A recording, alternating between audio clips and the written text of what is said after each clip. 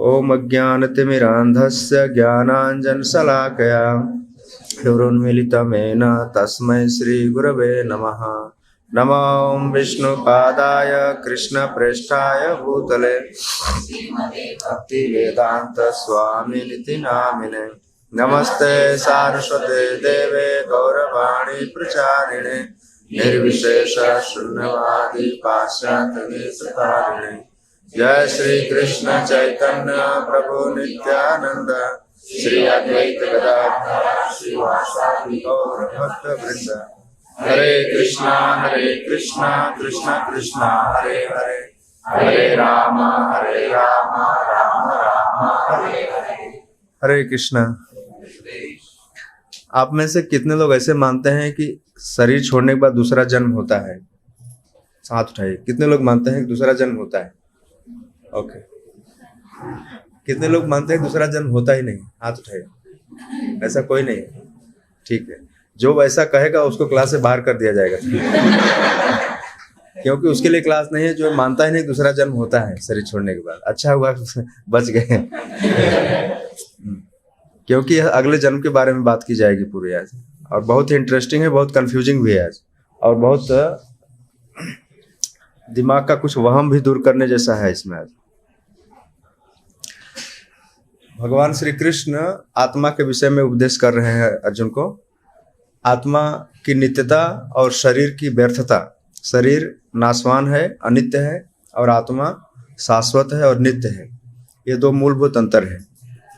यह हम कहते भी हैं, सुनते भी हैं, बहुत बार सुनते हैं। भगवान कृष्ण ने एक जगह कहा है कि कोई कोई आत्मा को आश्चर्य के रूप में देखता है, कोई कोई आश्चर्य के रूप में इसका वर्णन करता है, और कोई कोई आश्चर्य के रूप में इसके बारे में सुनता है।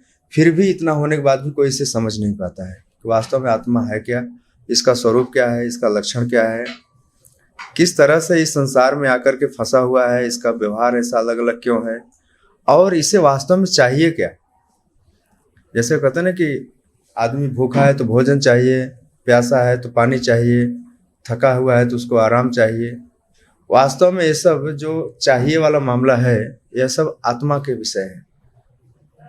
जो तड़प है शरीर के अंदर, वह वास्तव में आत्मा की तड़प है, और शरीर के माध्यम से वह प्रकट होती है।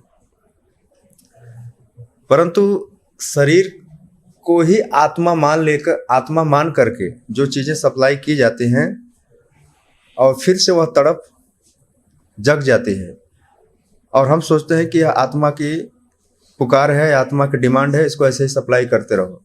तो शरीर और आत्मा के बीच जो बहुत सूक्ष्म भेद है, आज लगभग क्लियर करूंगा, कोशिश करूंगा कि आज वो क्लियर हो। एक बार जिसको आत्मा का ज्ञान हो जाता है उसे आत्मज्ञानी कहते हैं। और ध्यान रखिए, आत्मज्ञानी इतना सरल नहीं है, इतना सुलभ नहीं है। परंतु कुछ आत्मज्ञानियों के उदाहरण को देख करके, कुछ आत्मज्ञानियों के चरित्र को पढ़ करके, सुन करके, कुछ हद तक हमारे अंदर थोड़ा आत्मज्ञान हो सकता है, वो कभी कभी हो सकता है। लेकिन प्रभुपाद जी ने ऐसी व्यवस्था किया, ऐसी संस्था बनाई। किसके लिए बनाई? कि यहाँ पर एक मूर्ख आदमी भी आए और ढंग से ट्रेनिंग ले, ढंग से प्रशिक्षण ले, ढंग से शिक्षा दीक्षा प्राप्त करे, तो उसको आत्मज्ञानी बनने की पूरी संभावना है। हम में से जितने लोग यहाँ बैठे हैं, किसी के अंदर नहीं कहा जा सकता कि आत्मज्ञानी बनने के लायक नहीं है, या उसके अंदर आत्मज्ञान प्राप्त करने की क्वालिटी नहीं है, क्वालिफिकेशन नहीं है। हम में से हर कोई थोड़ा बहुत आत्मज्ञानी है, लेकिन पूर्ण आत्मज्ञानी नहीं है। जिस दिन आप पूर्ण आत्मज्ञानी हो जाएंगे तो उसका लक्षण, उसका व्यवहार, उसका प्रभाव कुछ अलग ही दिखेगा। आज इस श्लोक में चर्चा करेंगे आगे। तो इसके पहले वाले श्लोक में, 18वें श्लोक में, भगवान ने अर्जुन को कहा कि अर्जुन, तुम्हारे युद्ध नहीं करने के पीछे जो कारण है वह बहुत मजबूत कारण नहीं है। तुम सोचते हो कि मारने से मर जाएगा, उसका अस्तित्व समाप्त हो जाएगा, पर बात ऐसी नहीं है। हम 19वां श्लोक पढ़ रहे हैं। 18वें श्लोक में भगवान कह रहे हैं कि यह आत्मा जो है अविनाशी है, अप्रमेय है। प्रमेय का मतलब जिसका मेजर किया जा सकता है, लेकिन आत्मा का कोई मेजरमेंट नहीं किया जा सकता है। तथा शाश्वत जीव के भौतिक शरीर का अंत अवश्यंभावी है। तुम भौतिक शरीर के लिए चिंता कर रहे हो, अतः हे भरतवंशी युद्ध करो। अनासीन अंतवंत इमे देहा नित्य योक्ता शरीरिण अनासीनो अप्रमेय तस्मात् युद्धस्य भारत। एक बात हमको ध्यान में रखनी चाहिए कि हम जितना अधिक सुनेंगे उतना ही अधिक हमारा कन्विक्शन और फर्म होगा, मतलब हमारी जो समझ है वो और दृढ़ हो जाएगी, पक्का हो जाएगी। हम सुनते कम हैं इसलिए ज्यादा भटके हुए हैं, ज्यादा उलझे हुए हैं, शरीर को ही आत्मा मान करके चलते हैं, राइट। तो आज के श्लोक में भगवान कह रहे हैं कि यह एनम वेत्ति हंतारम, जो इसे मारने वाला समझता है, इसे मतलब किसके बारे में? आत्मा को। यह मतलब जो, एनम मतलब इसको, आत्मा को, वेत्ति जानता है, जो इसको जानता है। क्या जानता है? किस रूप में जानता है? हंतारम मारने वाला समझता है, यह एनम च, और इसे यह भी समझता है, मन्यते हतम, इसे मरा हुआ समझता है। उभव तव, वे दोनों न भी जानी, तो दोनों ही नहीं जानते हैं, अर्थात दोनों ही अज्ञानी हैं। जो व्यक्ति आत्मा के बारे में समझता है कि आत्मा मार सकता है या आत्मा मर सकता है, ये दोनों ही बातें अज्ञानता की बातें हैं। भगवान कह रहे हैं कि उभव तव न भी जान, उसे गुजराती में उभव मतलब खड़ा रहना होता है ना, कहते उभा रहो, राइट। गुजराती बहुत डिफरेंस है। आपने सुना है कि एक जलचर और थलचर, जो जल में चलने वाले प्राणी उनको जलचर कहते हैं, जो थल में चलते हैं उनको थलचर, और एक होता है उभयचर। उभय मतलब दोनों वाले, जैसे मेढक, मेढक जमीन पर भी चल सकता है और तो उभय का मतलब होता है दोनों में जो कॉमन है।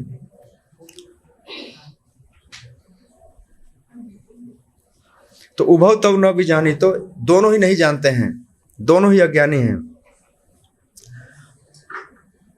क्योंकि आत्मा न तो मारता है और न ही मारा जाता है। तो क्या समझना चाहिए इससे कि किसी का शरीर का वध किया जा रहा है, तो इससे क्या समझना चाहिए कि आत्मा तो नहीं मरा, शरीर क्यों मर गया, और जो मार रहा है, जो मार रहा है वो भी नहीं मार रहा है, आत्मा ही मार रही है उसको। तो बड़ा कंफ्यूजिंग है इसमें। तो सबसे मेन बात आप यही ध्यान रखिए शुरू से लेकर लास्ट तक कि यह जीव न तो मारता है और न ही बैठिए बैठिए जल्दी कीजिए।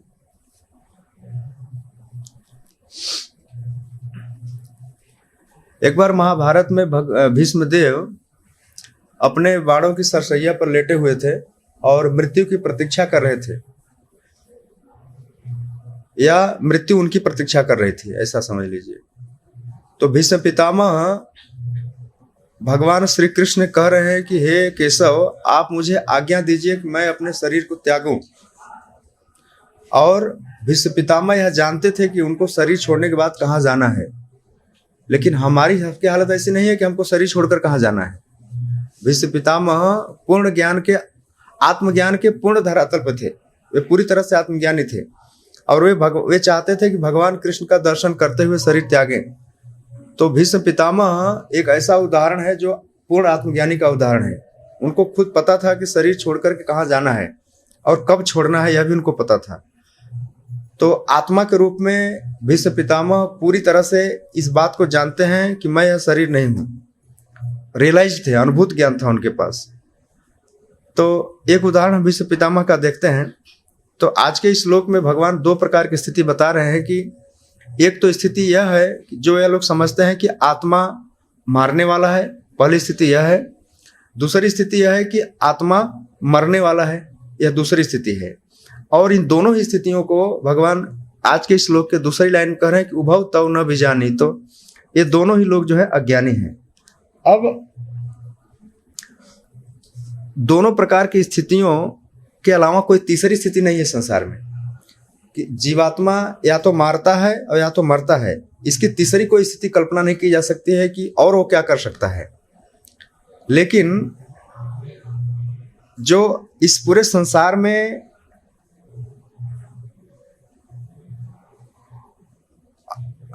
वैसे कहा गया है कि यह एक प्रकार की अज्ञानता है। भगवान खुद कह रहे हैं कि जो व्यक्ति यह जानता है कि जो जीवात्मा मारता है और जीवात्मा मरता है, ऐसा जो कोई सोचता है वो दोनों ही अज्ञानी है। तो अज्ञान जो है किसके कारण उत्पन्न होता है? अज्ञान का कारण क्या है? ऐसा क्यों है? अज्ञानता क्यों व्याप्त है इस संसार में? प्रश्न उठ सकता है ना, कोई पूछ सकता है आखिरकार ऐसी अज्ञानता क्यों व्याप्त है। जनरली हम लोग यही सोचते हैं कि वह मार रहा है और वो मर रहा है, संसार में लोग यही समझते हैं। लेकिन यहाँ पर भगवान ऐसा करे कि नहीं, जो इस जीवात्मा को मारने वाला समझता है और जो इसे मरा हुआ समझता है, उभव तव न भी जानी, तो वे दोनों ही अज्ञानी हैं। क्यों? क्योंकि आत्मा न तो मारता है और न मारा जाता है। तो वास्तव में यह एक जो अज्ञानता की स्थिति बनी हुई है, और यह अज्ञान जो है पूरे विश्व में फैला हुआ है, पूरे जगत में व्याप्त है अज्ञान। तो अज्ञान किस कारण से उत्पन्न होता है? नहीं नहीं, ऐसा नहीं है। का ज्ञान न होने की वजह से आध्यात्मिक ज्ञान हमको नहीं है, तो भौतिक सुविधाओं के पीछे इतना पड़ गया। एक प्रश्न यह उठ सकता है कि मान लीजिए ऐसी अज्ञानता पूरे विश्व में व्याप्त है, लोग समझते ही हैं, तो इसका फल क्या होगा? इस अज्ञानता का रिजल्ट क्या होगा? इस अज्ञानता का रिजल्ट अधर्म होगा। अज्ञानता के कारण जीव क्या करता है? अधर्म करता है। तो अगर इस बात पर विचार किया जाए कि अधर्म के कारण अज्ञानता फैली हुई है, तो भी बात सही है। अधर्म के कारण अज्ञानता फैली हुई है या अज्ञानता के कारण अधर्म हो रहा है, ये दोनों ही बातें एक दूसरे पर डिपेंड हैं। तो हम अधर्म के कारण अज्ञानता व्याप्त है, इस बात को इस तरीके से समझने का प्रयास करेंगे।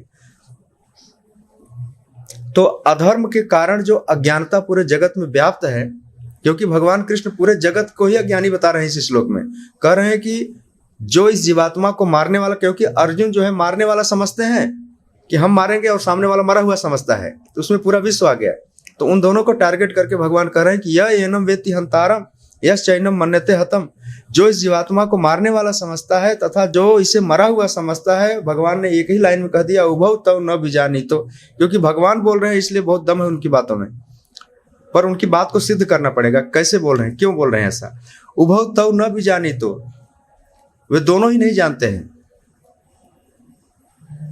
तो पूरे जगत में जो दो प्रकार का अज्ञान है, अधर्म को दूर करने का उपाय क्या है? मान लीजिए अगर अधर्म को दूर करना हो तो क्या करना पड़ेगा? धर्म की शिक्षा देनी पड़ेगी।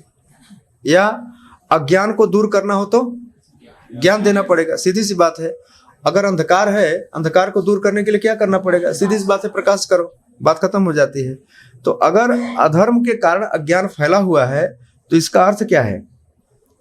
अधर्म के कारण अज्ञान फैला हुआ है तो धर्म का प्रचार कर दिया जाए तो ज्ञान अपने आप उत्पन्न हो जाएगा, और जब ज्ञान अपने आप उत्पन्न हो जाएगा तो कोई पाप भी नहीं होगा। ये हम करीब करीब इस निष्कर्ष पर पहुंचने का प्रयास कर रहे हैं। तो एक बात इसमें उठती है कि अगर कोई व्यक्ति अधर्म में लगा हुआ है या अधर्म के रास्ते पर चल रहा है तो उसके मन में धर्म का विचार नहीं आता।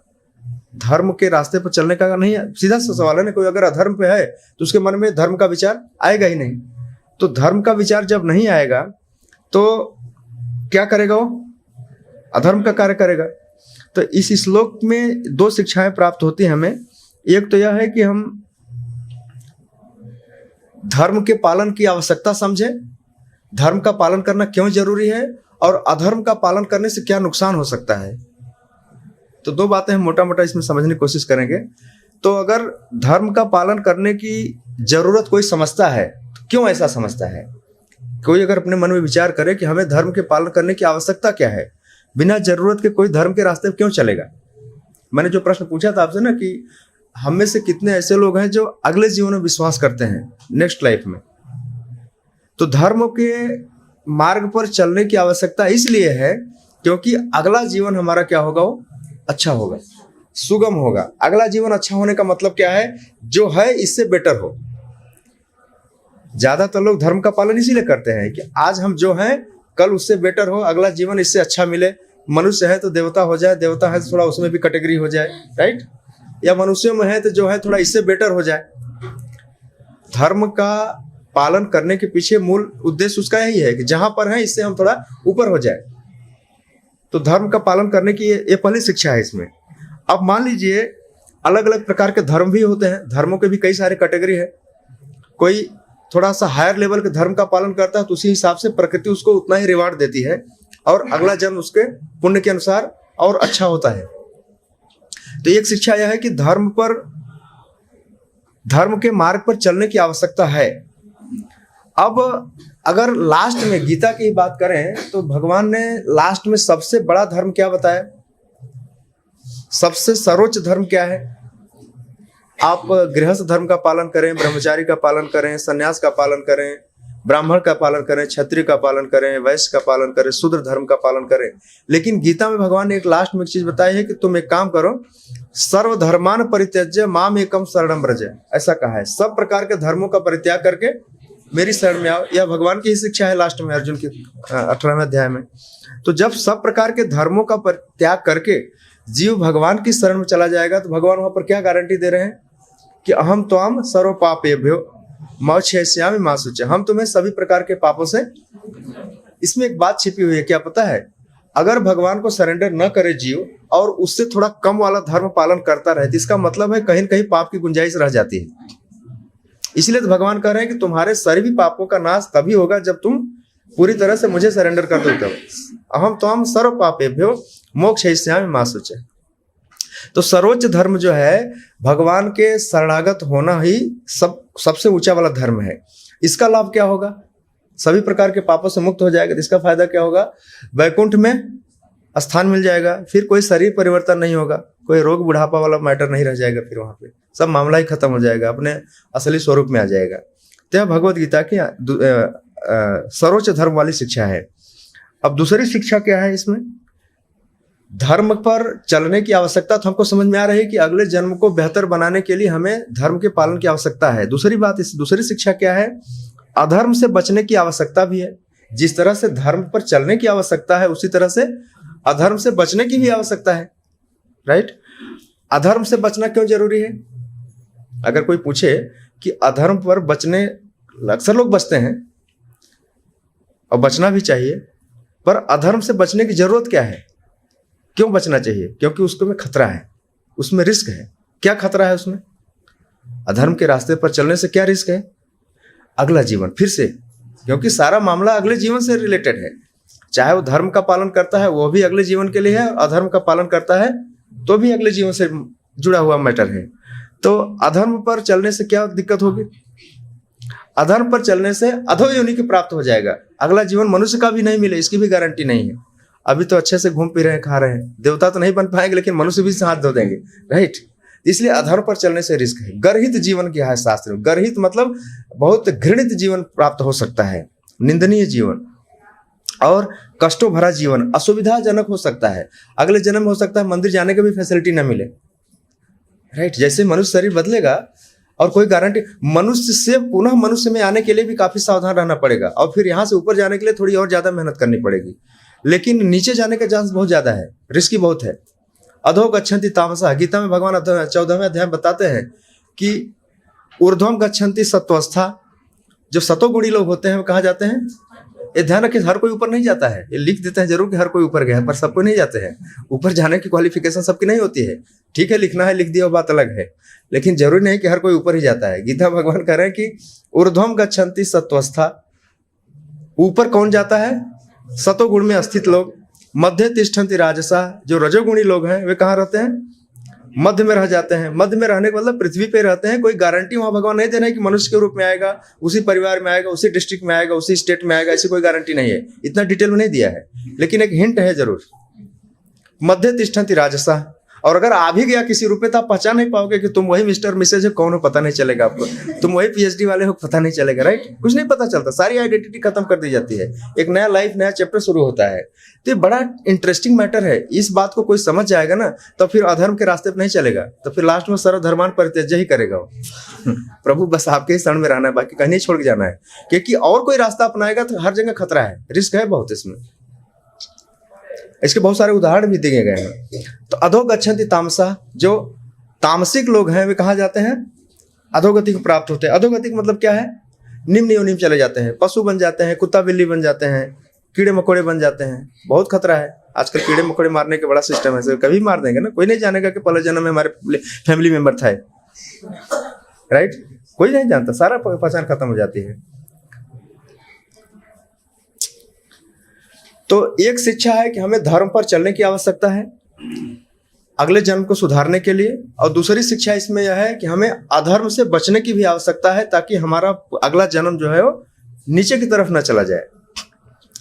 तो अब ध्यान रखिए, धर्म पर चलने की आवश्यकता और अधर्म से बचने की आवश्यकता, इसमें बहुत फाइन लाइन है। यही जो बीच वाला पॉइंट है इसी कहते हैं आत्मज्ञान का धरातल। आत्मज्ञान का धरातल बहुत सूक्ष्म है। कैसे हम पता करेंगे कि धर्म के मार्ग पर चल रहा है या अधर्म के मार्ग पर चल रहा है? इसके लिए कुछ उदाहरण देखिए आप। श्रीमद् भागवतम में एक कथा आती है वृत्रासुर का। कई बार यह डिसाइड करना मुश्किल होता है कि व्यक्ति किस मोड़ पर किस समय धर्म का पालन किया या अधर्म का पालन किया। तो कुछ उदाहरण देखिए समझ करके, फिर आगे बढ़ते हैं इसमें। भागवत में 6वें स्कंद में कथा आती है, एक इंद्र जो देवताओं के राजा है और स्वर्गाधिपति है, उनके बीच और वृत्रासुर के बीच युद्ध हो रहा था। वृत्रासुर को इंद्र ने गदा से प्रहार किया और इंद्र की गदा लेकर के वृत्रासुर ने वापस इंद्र के ऊपर प्रहार किया और इंद्र के हाथी पर प्रहार किया और इंद्र अपने हाथी से गिर गया और उसका हाथी भी घायल होकर गिर गया। तो इंद्र बड़ा लज्जित हुआ, शर्मिंदा हुआ। असुर के सामने एक वृत्रासुर बहुत विशालकाय असुर था। अब इंद्र कुछ कर नहीं रहा है, लेकिन वृत्रासुर जो है वह आत्मज्ञानी है तो असुर लेकिन आत्मज्ञानी है। वह इंद्र को कह रहा है कि इंद्र तुम शर्मिंदगी मत महसूस करो, अब तुम्हारे पास एक वज्र है, इस वज्र को उठाओ और चलाओ। लेकिन इंद्र संकोच में है कि गदा फेल हो गई तो वज्र भी फेल हो सकता है। लेकिन वृत्रासुर कह रहा है नहीं, तुम्हारे पास वज्र है, इसका उपयोग करो। अगर तुम मुझे अपना शत्रु समझते हो तो निसंकोच इसका उपयोग करो और मैं तुम्हें वादा देता हूं कि इससे मेरा वध हो जाएगा। लेकिन इंद्र फिर भी संकोच कर रहे हैं।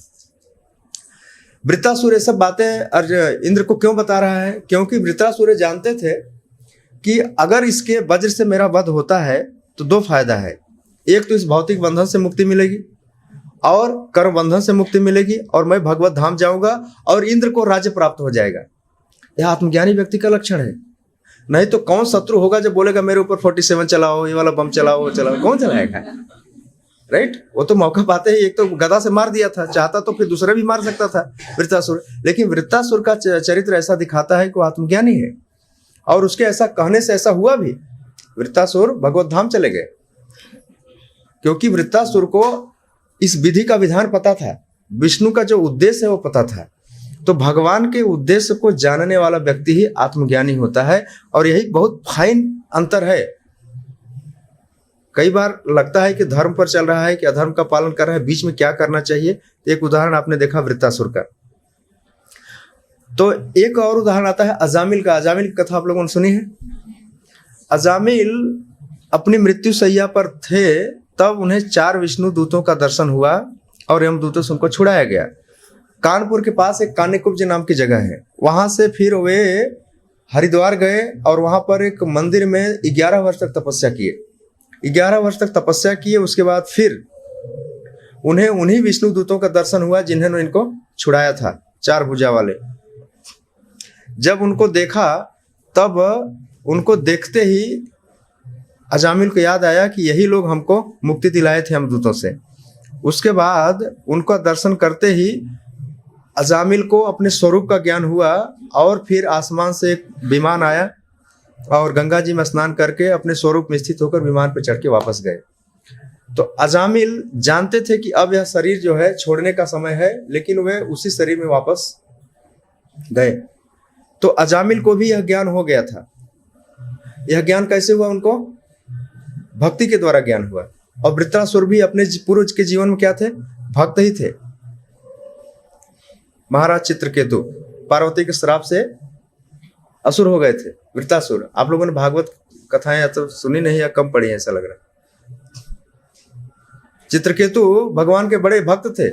एक बार माता पार्वती भगवान शिव की गोद में बैठकर कथा सुन रही थी और सामने नारद ऋषि और अंगिरा सब बहुत बड़े बड़े ऋषि थे।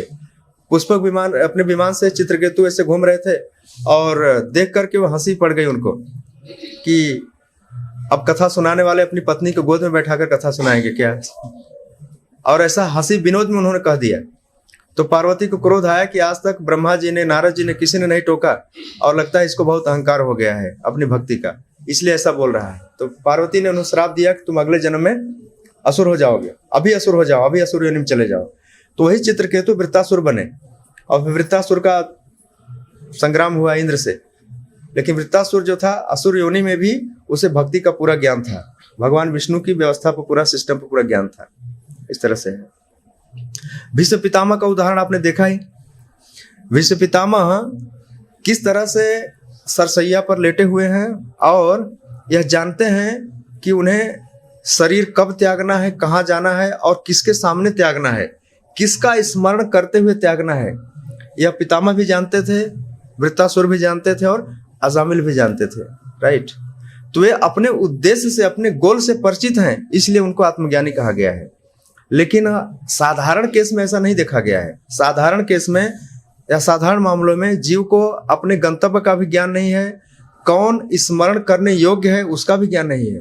हमें नते विदु स्वार्थ गति में विष्णु, हम लोग अपनी स्वार्थ गति को नहीं जानते कि विष्णु हमारे लक्ष्य हैं, इसलिए हम लोग आत्मज्ञानी नहीं है। इसलिए हम लोग जब आत्मज्ञानी नहीं, इसका मतलब है अधर्म के रास्ते पर है। सीधी सी बातें हैं, धर्म के रास्ते पर नहीं है। तो धर्म के रास्ते पर चलने वाले का भविष्य उज्जवल है। वैसे अगर इतना ज्ञान नहीं है, फिर भी अगर गीता में भगवान इतना कहते हैं कि अगर शतोगुण में है तो भी वो ऊपर चला जाएगा। ऊपर मतलब वैकुंठ लोग जाएगा, स्वर्ग लोग जाएगा, इतना तो उसको मिल ही जाएगा कम से कम। लेकिन वो हमारा लक्ष्य नहीं है, अभी आगे क्लियर किया जाएगा। स्वर्ग जाना या उच्च लोकों की प्राप्ति करना, जैसे छोटा घर छोड़ करके बड़ा घर मिल जाना, या 100 साल का जीवन छोड़कर 1000 साल का जीवन मिल जाना, यह कोई बुद्धिमानी वाला सौदा नहीं है।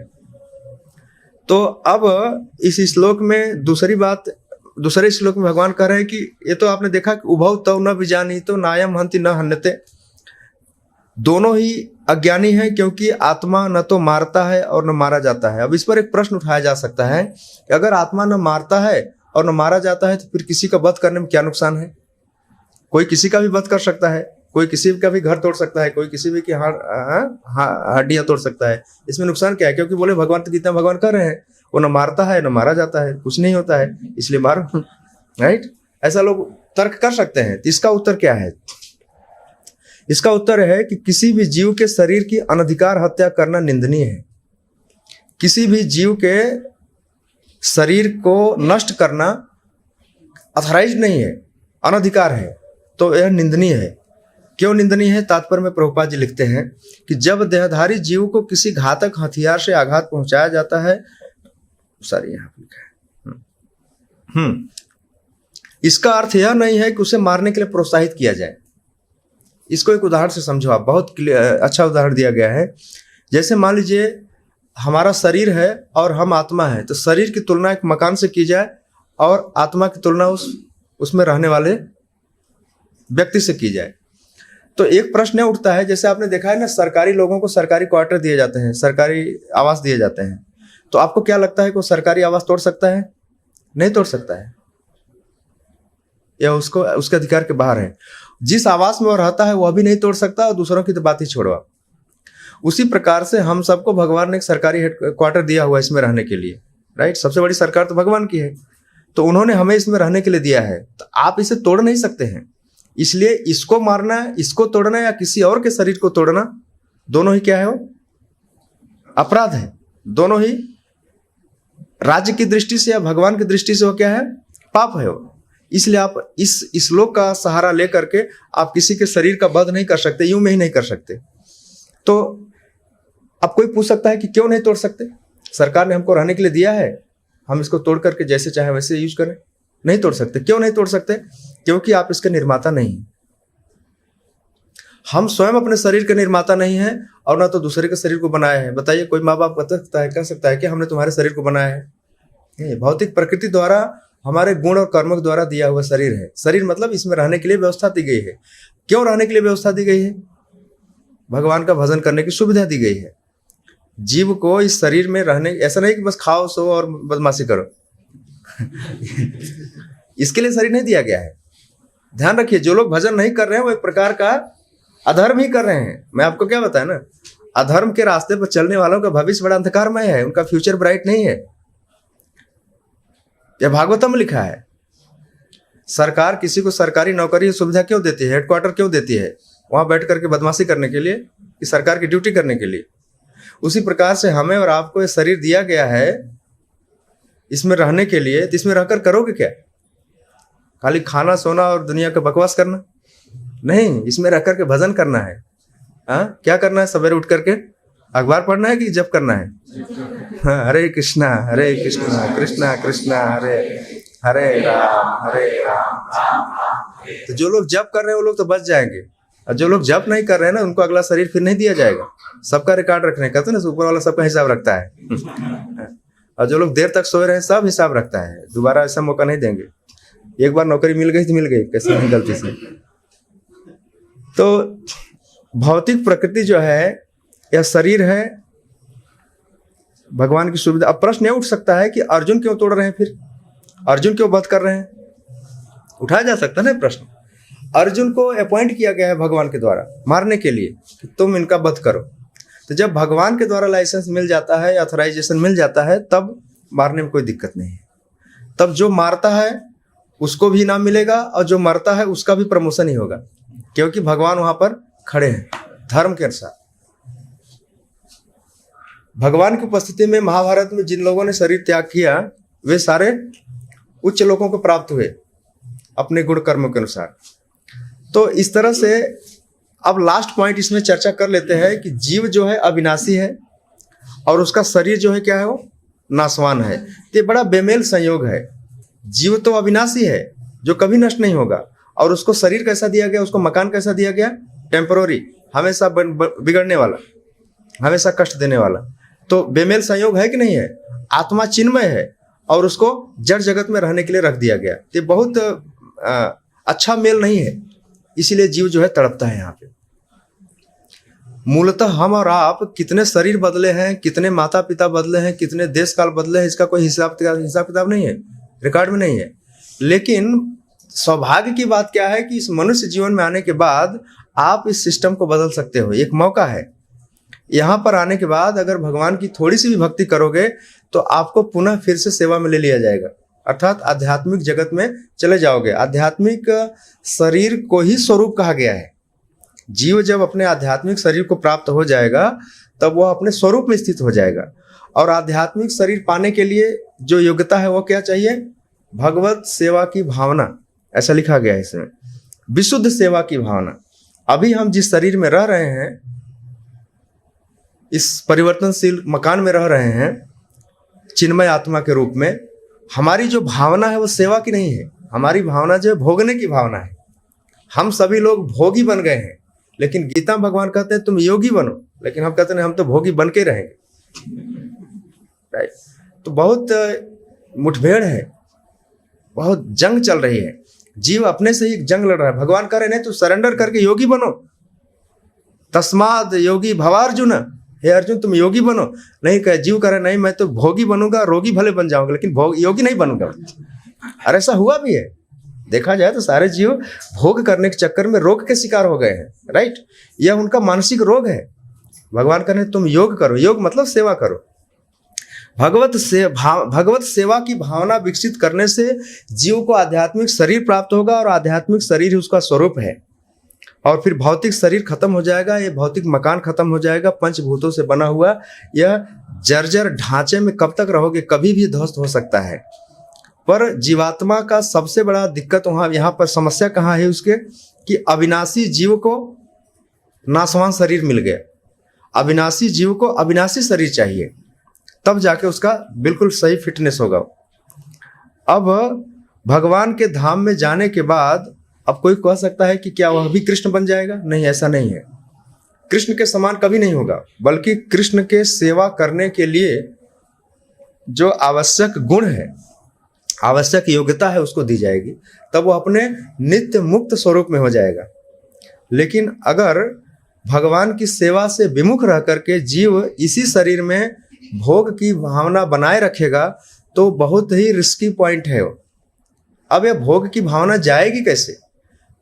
भोग का मतलब है कि मैं ही ईश्वर हूँ, मैं ही कृष्ण हूँ। उसके मन में ईश्वर से स्वतंत्र होकर के तमाम प्रकार की भोग वासनाएं, कामनाएं, ये काम करो, ये प्रकृति के गुण उसके ऊपर हावी हैं। इन प्रकृति के गुणों से मुक्त होने के लिए उसको क्या करना पड़ेगा? उसे आत्मज्ञान के धरातल पाना पड़ेगा। आत्मज्ञान का अर्थ समझ रहे हैं ना? उसे अपने उद्देश्य का ज्ञान जरूरी होना चाहिए कि मेरे जीवन का उद्देश्य क्या है। वैकुंठ जाना है, विष्णु को प्रसन्न करना है, या इसी संसार में संघर्ष करते हुए, लोगों से कंपटीशन करते हुए। नो डाउट सारा भगवान सबकी इच्छा पूरी करता है, ऐसा नहीं है कि भगवान तो जो आपके मन में इच्छाएं उठ रही है सब कुछ रिकॉर्ड हो रहा है, और उन्हीं इच्छाओं के फलस्वरूप तो हम इतने सारे कलर चेंज कर चुके, इतने सारे कलर बदल लिए, इतने सारे शरीर बदल लिए, क्योंकि जीव की इतनी सारी इच्छाएं हैं, कोई एक जीवन में पूरा हो ही नहीं सकती हैं। ये हमने इतनी सारी इच्छाएं कर लिया कि उसके लिए कई जीवन लग जाएंगे, कई जन्म लग जाएंगे। इसलिए प्रभुपाद जी कहते हैं इच्छाएं करते समय सावधान रहना चाहिए, बहुत सावधान रहना चाहिए। भगवान के सामने खास तौर से भक्ति के मार्ग पर अगर आपके मन में जो भी इच्छा है ना, वो तुरंत नोटेड हो जाती है और तुरंत उसको भोगने के लिए एक फैसिलिटी, एक टाइम दिया जाएगा, फिर आपको उतना रहना ही पड़ेगा। इसलिए हम लोग सुबह गुरु पूजा में गाते हैं कि इसलिए प्रभुपाद जी से, अपने गुरु से प्रार्थना करते हैं कि अगर आप सच में मुझसे प्रसन्न हैं, अगर आप सचमुच मुझ पर कृपालु हैं, आप सच में मुझ पर दया दिखाते हैं, तो आप ऐसी कृपा कीजिए कि हमारे मन में भौतिक भोग की वासना ही न आए, भौतिक इच्छाएं ही न हो। राइट। तो यह भक्त के रूप में, जीवात्मा के रूप में भगवान से प्रार्थना करनी चाहिए। जब ये भोग वासनाएं, इच्छाएं सब खत्म हो जाएंगी, तब जीव अपने असली स्वरूप में आ जाएगा। तो सेवक भाव जो है, सेवा भावना हमारा असली स्वरूप है, नित्य स्वरूप है। उसमें आने के लिए आपको ये सब चीजों को सुनना और इनको जानना जरूरी है। तो अर्जुन के मामले में जो कुछ देख रहे हैं कि इतना सारा वध हो रहा है, वह भगवान के द्वारा अथराइज्ड है। लास्ट में प्रभुपाद ने लिखा है कि किसी पागलपनवश नहीं है। लेकिन ध्यान रखिए कि इस संसार में जीव जितने भी प्रकार के कर्मों में प्रवृत्त है, वह कहीं न कहीं अपने गुण और कर्मों से ही इंगेज्ड है, प्रवृत्त है। और उसका, जैसे कल मैं एक जगह सुन रहा था, प्रकृति में 3 गुण हैं, सत्वगुण, रजोगुण और ये 3 प्राइमरी कलर हैं। प्राइमरी कलर को 3 से मिलाओ तो कितना हो जाएगा? 9 हो जाएगा। 3 × 3 9, और फिर 9 × 9 कितना हो जाएगा? 81। हाँ, तो जब प्राइमरी कलर 3 है, उनको 3 से इंटरेक्शन कराया तो कितना हुआ? 9 हुआ। फिर 9 आपस में इंटरेक्शन करेंगे तो क्या हो गया? तो दुनिया में इतने सारे कलर जो दिख रहे हैं ना, तो इन्हीं गुणों का इंटरेक्शन ही है सब खाली। कोई सो रहा है तो कोई जाग रहा है, कोई भाग रहा है तो कोई दौड़ रहा है, कोई डीजे पर नाच रहा है तो कोई शमशान में रो रहा है। ये सब कलर का ही फर्क खेल है, बाकी और कुछ नहीं है। आप समझो ना, हम लोग जीवन में इतने सारे कलर बदलते हैं, इतने सारे मोड में हो जाते हैं, कभी खुशी कभी गम। ये सब बस गुणों का प्रभाव है।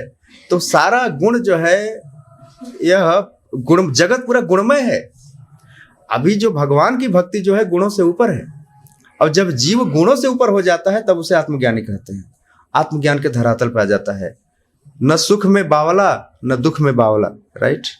पर हमारी हालत ऐसी बिल्कुल नहीं है, हमेशा ऐसा कोई नहीं है। तो आत्मज्ञान के धरातल पे आने के लिए समझो कि हमें हानि लाभ, जीवन मरण, इस संसार के द्वैत से मुक्त होना होगा, ड्युअलिटी से मुक्त होना होगा। वह संभव कैसे है? जब भीष्म पितामह जैसा हमारा व्यवहार हो, अजामिल जैसा हमारा ज्ञान हो, वृत्रासुर जैसे हमारी अंडरस्टैंडिंग हो। राइट। जरा कल्पना कीजिए कि हम क्लास में बैठे हैं, परिवार से कुछ अचानक एक बड़ा सैड न्यूज आता है, और यहां से निकलने के बाद हमारी प्रतिक्रिया क्या होगी? राइट। वो हमारे आत्मज्ञान की टेस्टिंग है। वो आत्मज्ञान की टेस्टिंग है। तो उस दृष्टि से देखा जाए तो भगवान कह रहे हैं, उभव तो न बिजानी, तो कोई नहीं जानता, सारे अज्ञानी हैं, सारे ही अज्ञानी हैं। कहते हैं हम अपना पराया का भेद जब तक है, जब तक ये हर्ष और विषाद वाली बात है, जब तक राग और द्वेष वाली बात है, मेरा देश, मेरा परिवार, मेरा बजट, मेरा हिसाब किताब, ये मैं और मेरा अहंता और ममता जब तक रहेगी, तब तक समझिए आप आत्मज्ञान के करीब नहीं पहुंचे हैं। आत्मज्ञानी व्यक्ति तो बिल्कुल निर्लिप्त भाव से ही संसार में जीता है, और निर्लिप्त भाव से जाता भी है। यही है निष्काम कर्म योग, भगवान की भक्ति उपदेश है। राइट। भगवान कृष्ण की इच्छा को सर्वोपरि मान लेना, चाहे उनकी इच्छा हो तो स्वर्ग का राजा भी बना सकते हैं, और उनकी इच्छा हो तो एक सड़क छाप आदमी भी बना सकते हैं।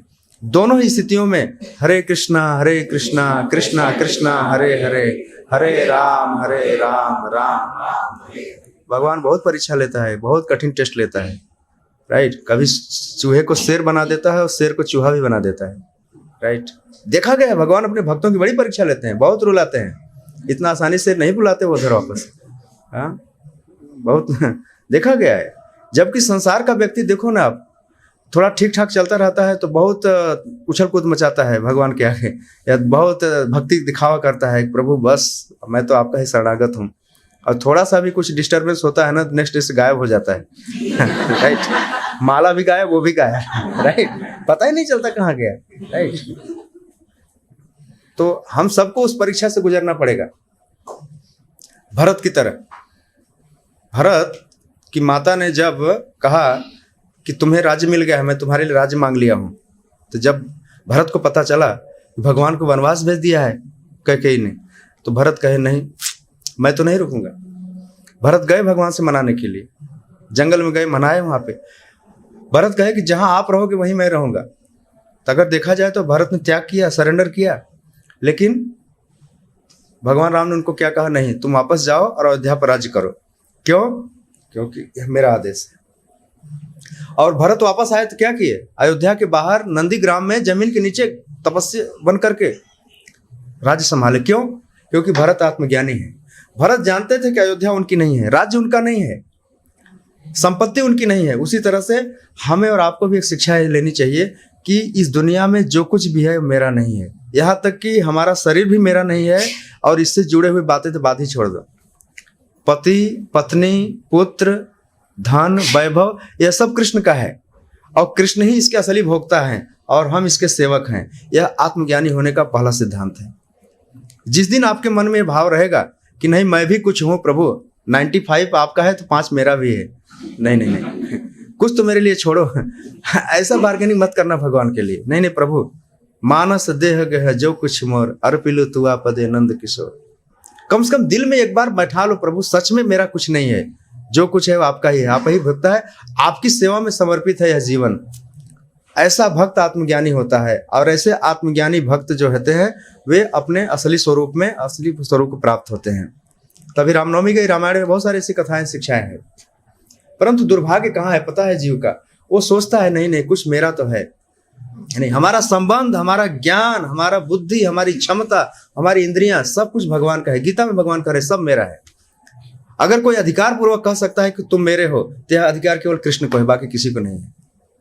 कृष्ण कहा है ममैवांसो जीवभूत है जीवलोके सनातन है। अगर हम आप कहते हैं कि तुम मेरा है, 1 नंबर का बकवास है, झूठ बोल रहा है, कोई किसी का नहीं है। अगर कोई है सब कृष्ण के हैं। गीता में भगवान कहे तुम मेरे ही अंश हो और मेरे ही होकर के रहोगे, और रहना भी पड़ेगा तुमको। बाकी और कहीं भी ट्राई कर लो तुम फेल हो जाओगे, फेल होना ही है। और आज की समस्या आप देख ही रहे हो ना, कैसे कैसे टूट रहे हैं लोग।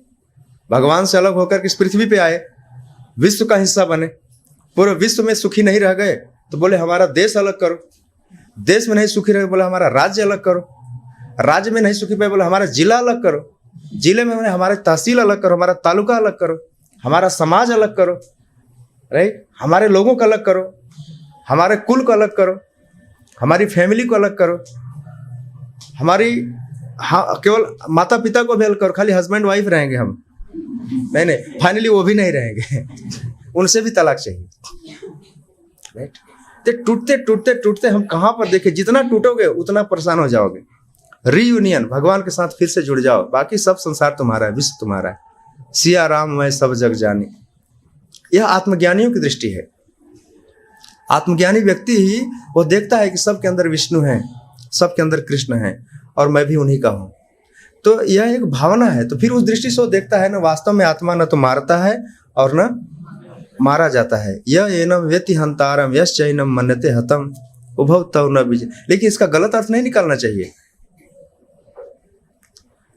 हर जीव को उसके शरीर में रहने का अधिकार है। भगवान कहते हैं एक चींटी को भी मारना मुझे पसंद नहीं है। क्यों मारोगे? आपको क्या अधिकार है? आपने बनाया है उसे। लेकिन आजकल लोग दूसरे जीवों को मार के खा रहे हैं, बोलते हैं विश्व में शांति होनी चाहिए। कमाल है। पेट में दूसरे जीव पड़े हुए हैं और बाहर उनको शांति चाहिए। कमाल है, कैसे हो सकता है? आज इतनी भी अशांति इसीलिए है, लोग लोगों को मार ही रहे हैं ना। कोई भी न्यूज़पेपर, न्यूज चैनल ऐसा नहीं होगा जब रोज हिंसाएं नहीं होती हो। आजकल तो अपने ही लोग कैसे कैसे मार रहे हैं ना। सुसाइड केस इतने बढ़ गए हैं, हाँ, इतने सारे अटैक हो रहे हैं, इतने सारे एक्सीडेंट हो रहे हैं, रोज एक्सीडेंट हो रहे हैं, डेली रोड एक्सीडेंट होते हैं। पता चला सुबह चला था, शाम को सब गायब, राइट। फेस्टिवल के लिए आ रहे थे, वहां बसे थे, डेली सुनने में आता है car accident, road accident. Right. ये सब मनुष्य द्वारा उत्पन्न समस्याएं हैं। इसका कारण क्या है? अज्ञानता। और अज्ञानता का कारण क्या बताया गया था? अधर्म। अधर्म पर चलने के कारण अज्ञानता पैदा हुई और अज्ञानता के कारण ये सब पाप हो रहे हैं और पाप के कारण जीव को एक योनि से दूसरी योनि में भटकना पड़ रहा है। तो सारी चीजों को एक साइड में रख करके भगवान कृष्ण के शरण में चले जा करके उनका नाम जप करना चाहिए और प्रभु से शरणागति मांगनी चाहिए। जैसे विभीषण ने अपने कुल को त्याग दिया, त्यागा कि नहीं त्यागा, और भगवान राम की शरण में आए, भगवान उनको अपना लिया। कोई कंडीशन नहीं लिखवाया पहले ये सब शर्त पूरा करो तब तुमको अपनाएंगे। ये भगवान की भगवत्ता है, राइट। भरत ने कैकेयी को त्यागा, भगवान राम ने अपनाया। प्रहलाद ने अपने पिता को त्यागा, नरसिंह भगवान ने अपनाया, राइट। मीराबाई ने अपने कुल को त्यागा, कृष्ण ने अपनाया कि नहीं अपनाया? हम लोग किसके इंतजार में हैं? क्यों नहीं त्याग रहे हो? अरे त्यागो, राधा माधव अपना लेंगे आपको, राइट। लेकिन नहीं नहीं नहीं नहीं प्रभु, हम नहीं त्यागेंगे, हम नहीं त्यागेंगे। त्याग दो, ये सब तुमको कष्ट देने वाले हैं। नहीं, त्यागना ही पड़ेगा, आज नहीं तो कल। भगवान कहते हैं जब तक तुम इनको नहीं त्यागोगे तब तक हम तुम्हारे नहीं हैं। ये भगवान की बहुत बड़ी परीक्षा है। अब बोले प्रभु कल से क्या करें सब? नहीं, मन से त्याग दो उनको। बाहर से उनके साथ में रहो लेकिन उनको मन में मत बसाओ। किसी को मन में बसा लिया तो राधा माधव बोलेंगे ठीक है उसी को लेकर रहो। ठीक है, कोई प्रश्न है किसी का? शरणागति का भाव डेवलप कीजिए। कुछ लोग जल्दी समझ जाते हैं, कुछ लोग धोखा खाने के बाद समझते हैं। कुछ लोग सुनकर समझ जाते हैं, 1 नंबर के ज्ञानी, 2 नंबर के ज्ञानी सुन करके और देख कर समझते हैं, 2nd नंबर क्लास है। और कुछ लोग होते हैं सुनते भी हैं देखते में फिर भी नहीं समझते, वो 3rd क्लास वाले हैं, राइट। हम लोग 3rd में भी नहीं है, 4th में है, सुनते भी हैं देखते भी हैं, ऊपर गुजरती है फिर भी नहीं समझ पाते, राइट। तो 4th क्लास वाले हो गए ना। तो कहाँ भगवान कह रहे हैं कि जो सुनने से समझ जाए वो 1st क्लास है। अब अर्जुन तो सुन करके समझ गए लेकिन हम तो कब से सुन रहे हैं फिर भी नहीं समझ पा रहे हैं ना। ठीक है, हरे कृष्ण। राधा माधव भगवान की, शिल प्रभुपाद की।